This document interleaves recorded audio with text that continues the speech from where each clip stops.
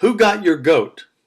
Now, we've heard that phrase a lot, in the English language, and uh, it's associated with if someone gets you angry or upset, nervous. And there's several different stories about when this phrase got started or what's the origin of it.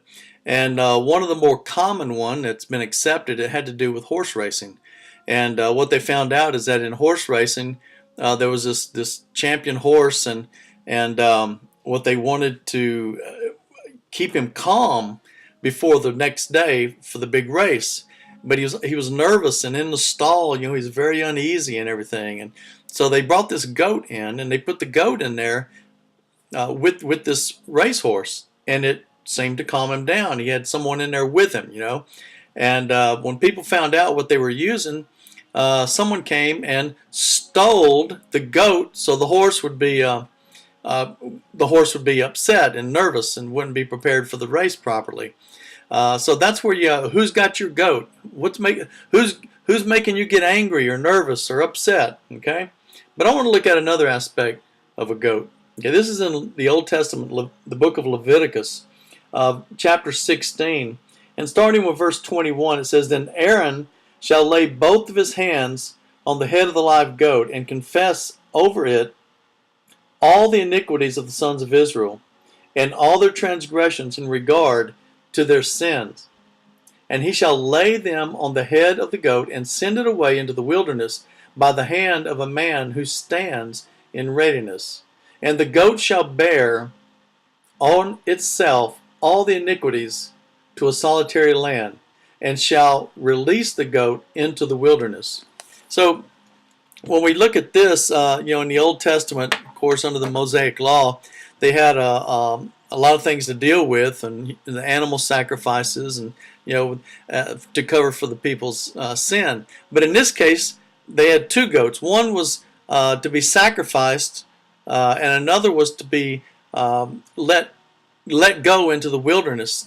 But the priest at that time, he would put his hands on the head of the goat, and he would confess the sins of the people, and they would send that goat out into the wilderness, and of course the sins would be taken away from the camp or the area, the city of the people, and they would be delivered of their sin. Well, these are all types also of the coming Messiah, which is Yeshua, Yahweh, the Lord Jesus Christ. And he became our scapegoat. Okay? He's the one that took on all our sin. He's the one that took on all our illnesses, our sickness, disease, the iniquities in our lives. He took this on for you and for me, that we would be forgiven and that we would be free of all the condemnation that came with being guilty of sin.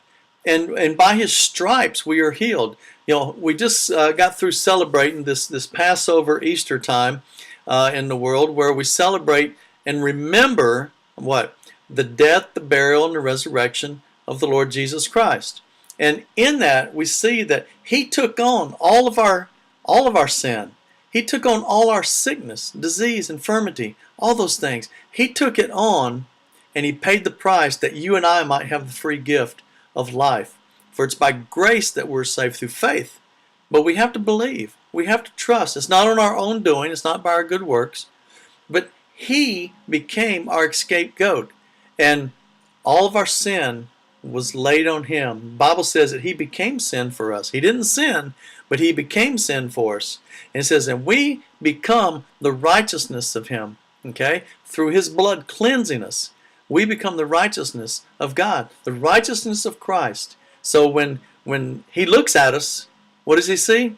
He sees the righteousness of himself in us. So I want you to think about that. Who's got your goat? Who got your goat? Okay? A lot of times the enemy will, and it can be through friends, family situations, work situations, school, that you get angry about something, or you get upset, or you get nervous and you're not sure what to do. Well, remember this, that Jesus, who is our scapegoat, okay, he took that symbolic, who got your goat, that who got you, angry? Who got you upset and nervous? He took all that, and we don't have to suffer those things anymore. So I want you to think about that. Who got your goat? Well, no matter who got you angry, Jesus took it because he was the great escape goat. Okay? And as always, I want you to always be blessed and keep your eyes on the Lord Jesus Christ, for he is faithful. Lord bless you.